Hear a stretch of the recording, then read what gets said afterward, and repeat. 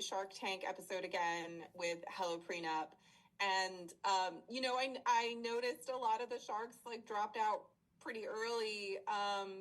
What did you see that they didn't?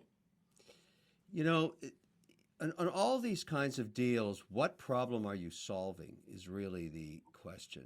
And with Julia, I said, okay, um, the awareness of marriage is obviously getting greater and greater in terms of bad outcomes. 50% fail after 7 years, not because of infidelity. It's mostly financial stress. And so, what I liked about the concept, and I still do, and obviously it's flourished since, is that it forces, in a period of high romantic intensity, a look at another aspect of the relationship that has to be dealt with that often isn't, and that's the due diligence on finance. Who are you coupling with? What is their financial background? What is their financial situation? What are their spending habits?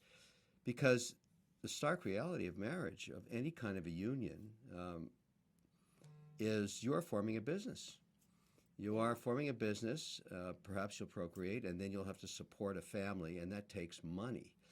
And so I love the premise of it. It made it a lot easier for a woman to pursue getting a prenup. She didn't have to go through finding a lawyer and everything else. It was all done online. And it was really a big question mark about customer acquisition cost. Would she ever be able to break out of the mold that so many companies fail by? 80% fail because they're never able to get their customer acquisition below lifetime value. Because you have to keep finding people engaging in marriage over and over again. And, that's not easy. You have to get them at the right time when, maybe it's after the third date when, people are starting to think about, well, there's something here and I want to work something out and all the rest of that. But she was pretty persuasive. Half of it's presentation value.